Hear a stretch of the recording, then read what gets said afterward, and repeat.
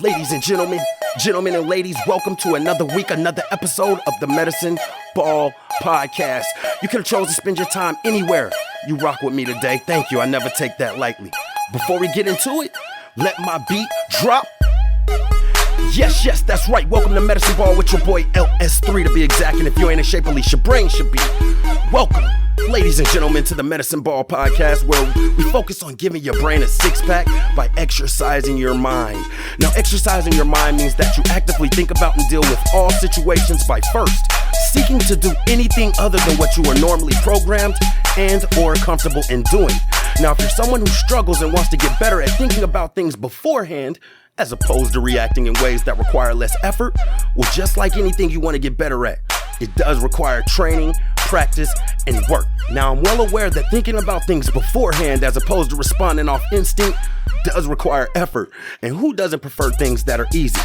Well, the first step, my friends, can be very easy, and that's to begin to look at all things from an unbiased point of view, which in itself will increase your curiosity in life.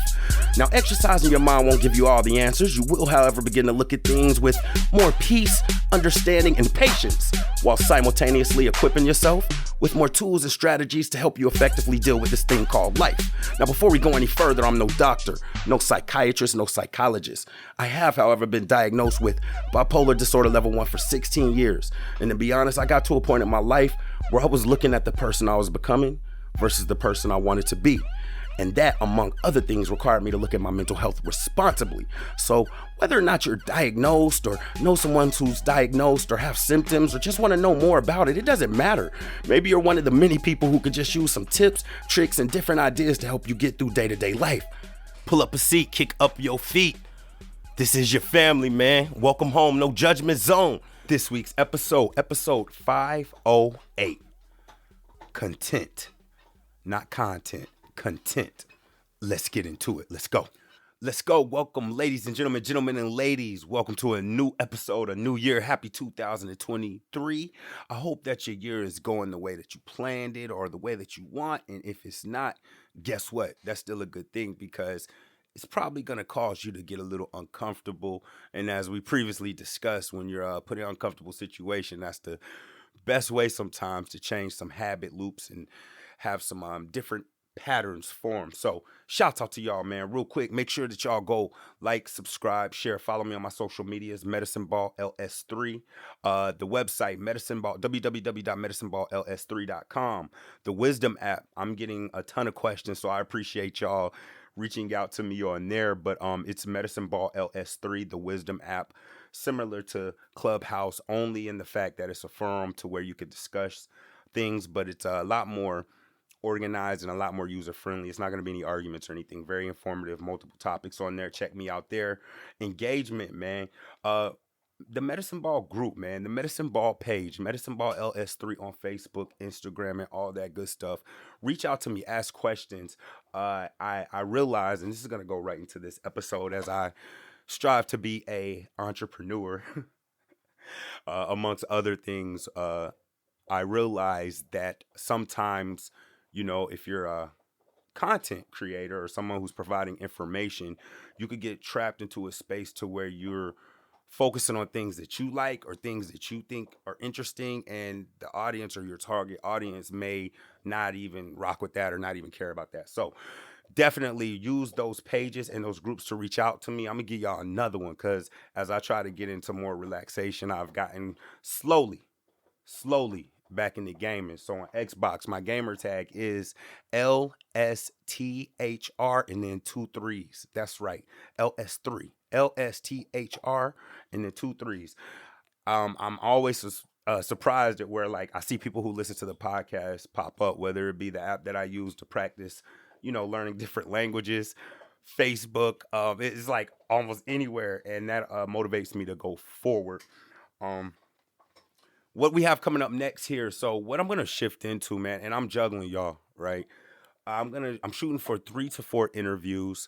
I'm going to hold off on who everybody is, but if you're following my pages, some of them are my frat brothers who are heavily involved in the community, doing righteous, good work. Side note, shouts out to King Quill, which is my frat brother. If y'all follow my social medias, you got to tap in. That's how you know about this. And SUT, which is Simply United Together. That's a group that he works with along with many other people. We did and we were very successful in the toy drive and the giving back to the community, whether it was gathering gloves and caps and toiletries and just anything. And people are so grateful for it. Shouts out to them. But it will be people of that nature who I'm going to do some interviews with. They're also doing their things as well. So, for instance, even King Quill, he's an actor, right? Go check out that Why Am I Single? It's probably going to be popping up at the Fox. But I got a couple of other people, and that could be tedious organizing that simultaneously with the YouTube. Let me let y'all know exactly what's going on, because this is going to build up, especially for those of y'all who've been following me since day one. Y'all probably like, man, I was with him since he started. I'm recording everything. I am uploading shorts. I am trying to put myself in front of the camera as much as possible. And being somebody from the producer, it's kind of like a 360. So, I talked about on previous episodes how I was privy to pretty much with music and just my connections be promoting parties and rubbing shoulders in Atlanta when I wasn't even old enough to drink legally yet, right? I was with the who's who, and a lot of that involved, being in front of the camera, being flashy and all of that. And I really digressed from that. And I worked hard to realize some things that I didn't like about myself, whether it be the cockiness, the arrogance, or the flashiness or whatever. And now it's 2023, and it's like, I got to keep up with the Joneses. So all of that to say, I have a ton of those things that I'm doing, but I'm just at a point where as a business, you evolve, like you got to make jumps, and I just cannot juggle everything by myself. And I realize that. So this is also a invitation. I'm looking for video editors, right? And I've been talking to people around me, but I just need some. I'm willing to pay. I don't want no hookups or nothing. I need people to do quality, quick work, because I have to get out here with the things that are approaching and the things that I'm trying to do. And with me being the voice, the producer, the mental health coach, and all of that, I trust God. I know He got a plan, but the monies that I have, I need to really kind of put that into getting people to help me assist with all of this stuff. Why am I telling you about this? When I'm talking about the newsletter, and I'm always talking about YouTube, and I remember a minute ago it was about the website and so forth and so on, which in retrospect and hindsight were just me going up a mountain, all of those adversities. But I had a conversation with my mother today, and I turned 38 last year. And warning, if you don't exercise your brain and you in the peanut gallery when it comes to being able to think, I'm about to give you a tough pill to swallow. And this is going to lead right into this episode, which is content, not content, but content. I asked myself a couple of things, and I don't think a lot of people realize this. Number one, if you're I don't want to say number one, but just like first things first, if you're a religious person, what if right now where you are in your life, and this is going to lead into this episode, you're at where God wants you to be, and that's it. Just think about that. And if y'all hear the crunching in the background, go follow him. That guy, Mamba, he got a ton of fans. He's enjoying the bone. He's content right now. But what if right now, seriously, you, from a religious aspect, you're doing the right thing, you're working hard, staying humble, swallowing your pride. Right now is the maximum that God had for you. And I just want you to ask yourself this, because everybody can't be, you feel me? Everybody has to play a role. There's pawns on the chessboard, however you want to look at it. What if you, like, even when I look at myself, what if, I want to reach millions of people. What if God's goal for me was to reach 5 folks, or just the people at my job, and that's it? And that person may go on to, because we don't know how God operates, may go on to touch somebody, and just that interaction sets off something God got planned down the road. Tough pill to swallow, right? Now, let me ask you from the other end, with me, talking to my mother, 38. If I were to become a millionaire about 45, would that be bad? Because I know I'm very hard on myself and my situations, and moments matter, and being aware of the now matters. But you should learn from your past, not live in it. You should learn from life, not bars, if that makes sense, right? What if you doing all of this fighting, and you may be like, yo, I'm 25, I want to be because I think everybody want to be a millionaire. When I know I was growing up, I was like, I'm gonna be a doctor by my mom, all this. I'm 38 and I might not be in that position, but what if at 45 it was? What if at 42? And I think about this picture that shows two guys tunneling through. And y'all about to show my age. This is the kind of pictures that were dope to me. So for anybody who's teachers out there, these are the type of pictures on the wall that stuck out to me. Two guys in a tunnel, and we can see the tunnel from a side view. And one guy at the top is walking away from what he was digging at with his head down. But we can see from the side and see he was like two swings away from a diamond. The guy at the bottom is enjoying the diamond. It's kind of like that. We don't know, and that's why we got to push forward every single day. So I was having this whole conversation with my mother, and this was prior to, even me going into contentment. I already had the episode written up, and I was just talking to her about some of her, stock options and things of that nature. And I could even talk to her and hear her talk about, even some investments she made where she chose to handle them herself rather than, which goes all into this episode, paying somebody to do it. And I was just cracking a joke. I was like, man, yeah, your investments suck. And I was just, it's my mom, I love her, but we were joking about it. And I was like, man, if you paid them folks to do it, I guarantee they would have got more ROI than you did. You feel me? So episode 508, content. Not content, content. So let's start there. Y'all know I like a play on words. So this episode worked out because I am a content creator, no matter how I want to look at it. Right? Putting information out there for people to indulge in. Right? So this is what we call a heteronym. And that's a word that's spelled one way, looks the same way, but can be pronounced two different ways. So there's a couple of different, variations of this, but this just happened to be one. So it could be content or content. Now, keeping up with that, the difference is the main difference. I'm just giving you caveman tactics. I'm marketing that, by the way. But the difference between content and content is one is consumed and the other one is cultivated. Content is consumed, but content or contentment is something that you can cultivate. All right. So let's build from there. To be content, and this is just a dry definition. It's a state of satisfaction, being fulfilled, being satisfied. Now, I have to pause right here because content is close, and I don't even want to say it's close, but let's not confuse it with complacency. And again, this is something that I spoke on a previous episode that stuck out to me. And it's like, that'd be God to be like, yo, I'm just going to look that up. And it's just something to this day I'm aware of. And complacency, and this is, again, just kind of like a dry definition of meaning. You know what I mean? Breaking it down for those. But complacency is when you are satisfied, when you can do better and have opportunities to do better. Right? So I don't want to criticize anybody, but say God is giving you a talent or a gift to speak to people or coach people. I just saw a movie today about that. And you don't really do that. You might be okay with being, assistant coach or the team trainer or something like that.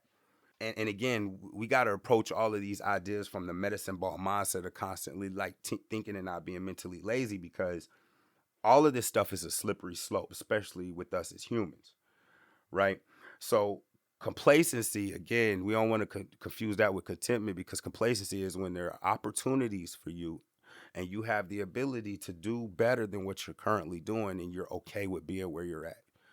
And again, all this is slippery slope, because then you can start getting into greed and so forth and so on, which we're going to go right into that. So I want to pause and speak on a guy I've talked about often in the medicine ball history early on in multiple episodes, just to use as like a way for you to compare. And his name is Dave Mustane. Now, for those of y'all who are music heads or just, know anything, you'll realize that Dave Mustane is the head guy and really the founder of the rock and roll group Megadeath. Megadeath, millions of records. I believe they're in the Rock and Roll Hall of Fame. However, Dave Mustane only formed a Megadeath and was driven with Megadeath because he was kicked out of Metallica. And I learned recently when I was looking back into him that his bassist, right? So for those of you who don't know music, the doom, doom, doom, doom, doom, the bassist, I used to want to be a bassist, said that even then, Even then, because Metallica sold hundreds of millions of records, but even then, he let his hatred and disdain for being kicked out of Metallica group while he was the lead frontrunner of Megadeth cause him to destroy Megadeth as well. That's the latest I heard. So just now from us just standing outside, we're talking about somebody who made millions of dollars, famous in the Rock and Roll Hall of Fame, but was never happy. Was never happy. And that leads to the opposite of being content.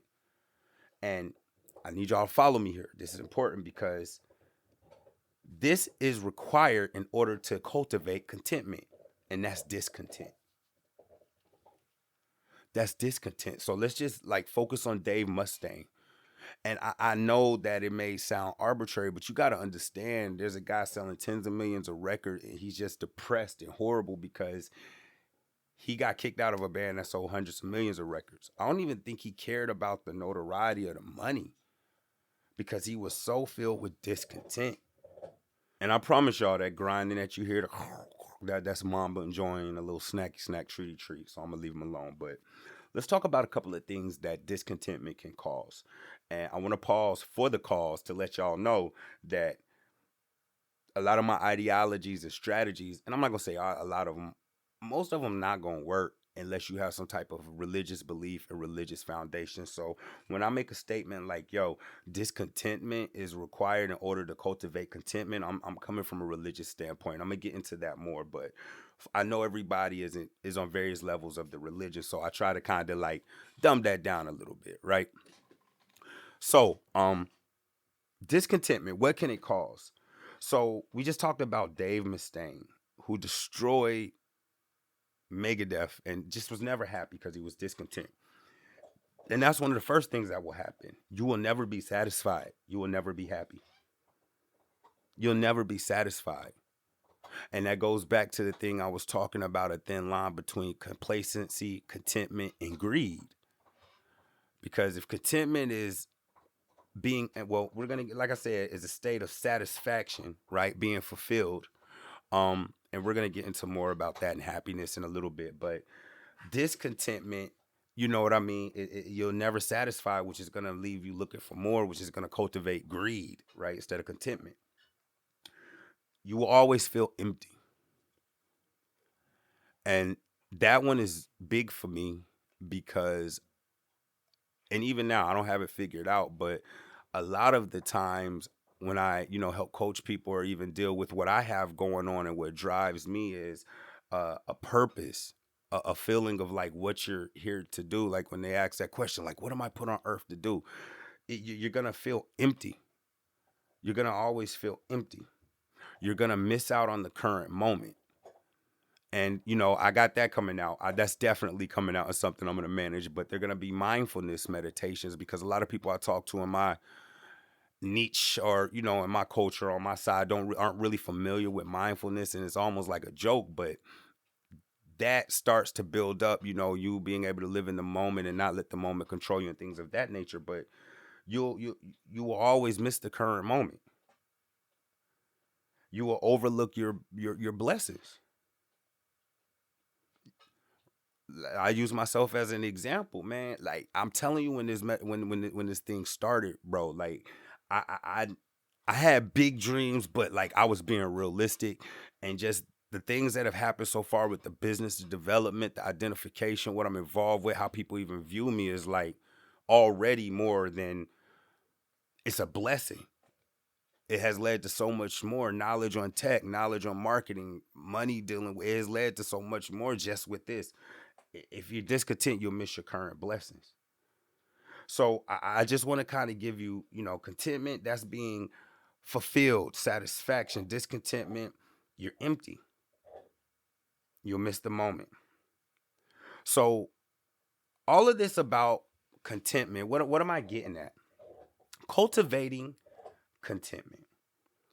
And I think I need to pause for a second to focus on that word cultivate. It's a reason that I'm using the word cultivate versus increasing or improving contentment or becoming content. And I'm being specific to use that because cultivate means to develop, to develop, to add to. And if you start getting down into the nitty gritty of the definition, it's going to say something about to fertilize, to add nutrients to, something you take care of, you build up, you develop. So when you come to cultivating contentment, that's what we're looking to do. So why do we care about being contentment? Why do we care about complacency? Why does it matter? And for those who are, exercising your mind, man, I might just have to get the medicine ball gym shirts made. But for those who are in the peanut gallery, this may be your first episode. You're probably like, okay, what does this have to do with anything? Get to the point. Get to the point. I'm trying to cultivate it. I'm trying to build you on the idea so that it makes sense. So with that being said,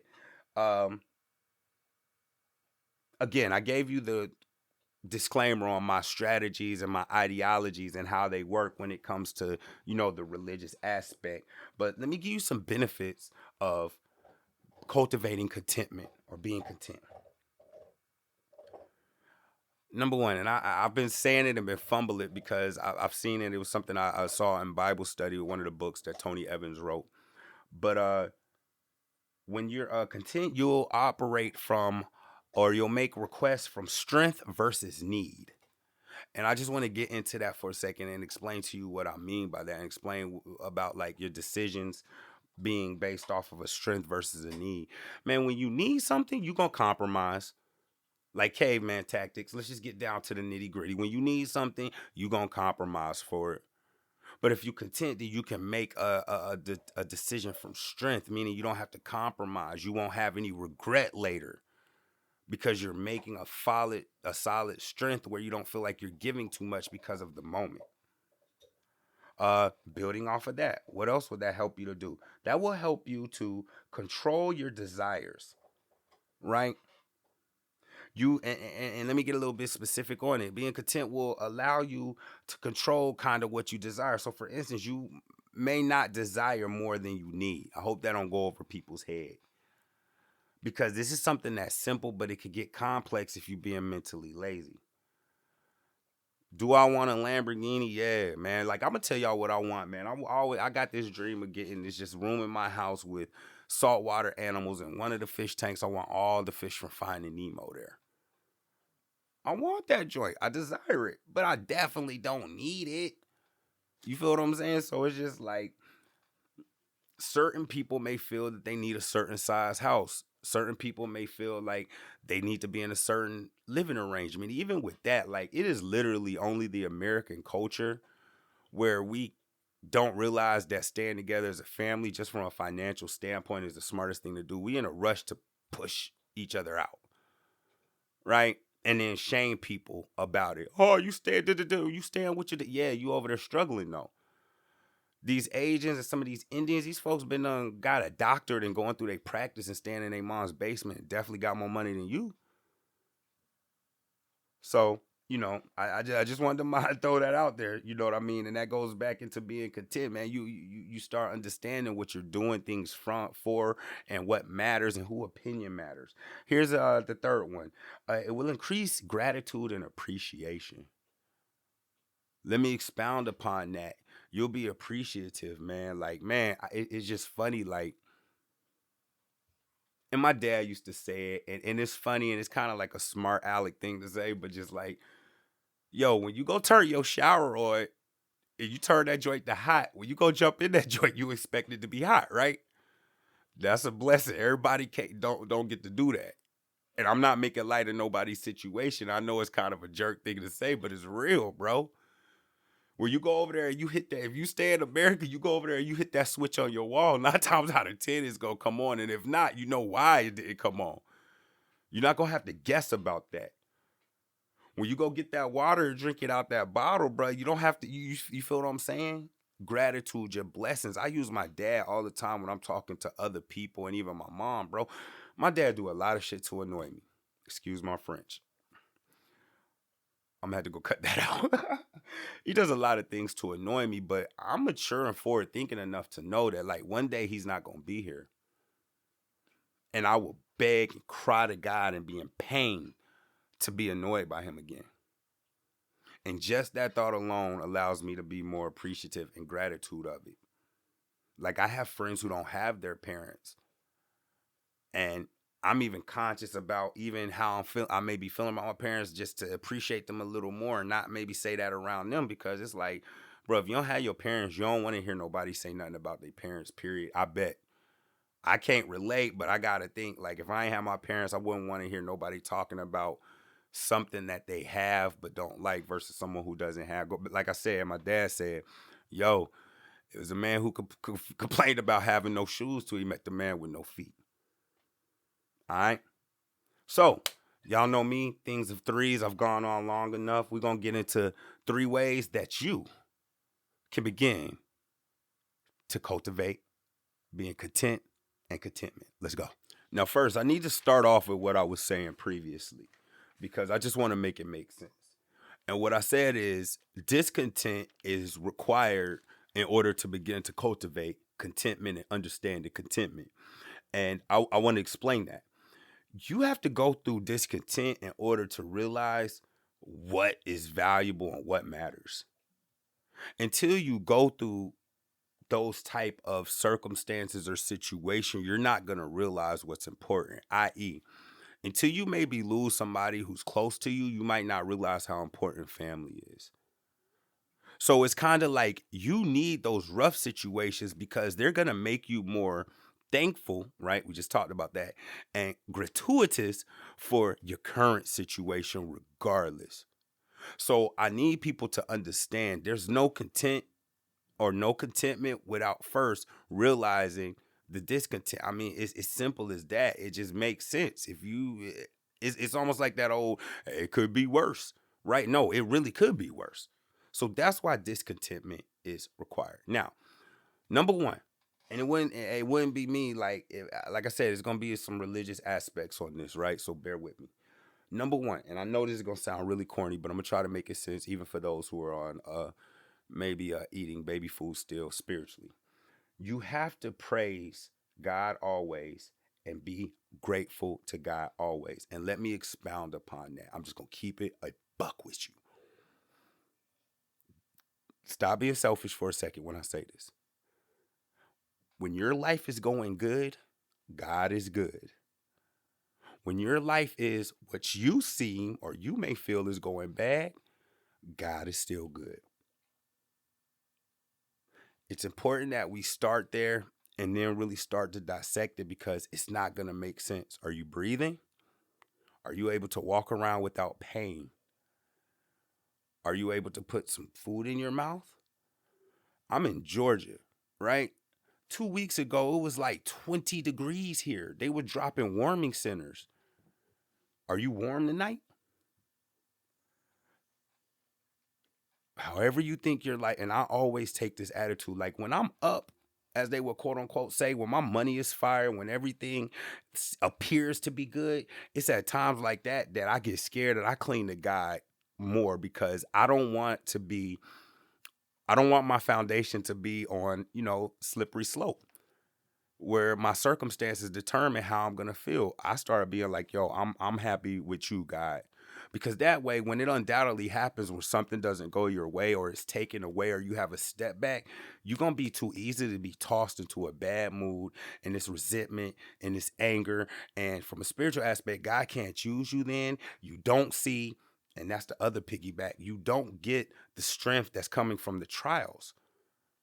Like, that's the other thing about God, man. Like, the trials that you go through is gonna make you who you are. I always talk about resiliency. It's either in you or it's on you. And I don't care what you say. The person who went straight to the top as a CEO and never got said no versus that person who had to get it out the mud. When ish hits the fan, the person who had to get it out the mud, who had to go through multiple interviews, fail, go the long way around, didn't get the job at 25, maybe had to wait till they was 38 or 39 or something like that, but still got to the same spot. They're going to survive when the crisis comes because they've been through it already. And if you don't realize that you're still blessed and you have things that you should be thankful for each and every day, you're not even going to be able to get the lesson out of your stress, and you're going to miss your blessing. Bars. Yo, always praise and be grateful to God, always.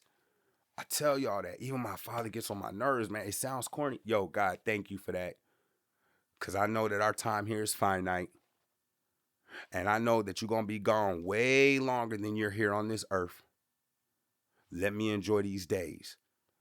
And I don't mean to sound cynical or just black and white and vague, but bro, you better find you something to cling to. All right? So that's number one, man. You got to praise and be grateful because God is always good. And you'll be able to be used positively, but you'll also gain the resiliency that he's really blessing you with by sending you through something that's tougher. All right. All right. Number two, things to cultivate contentment.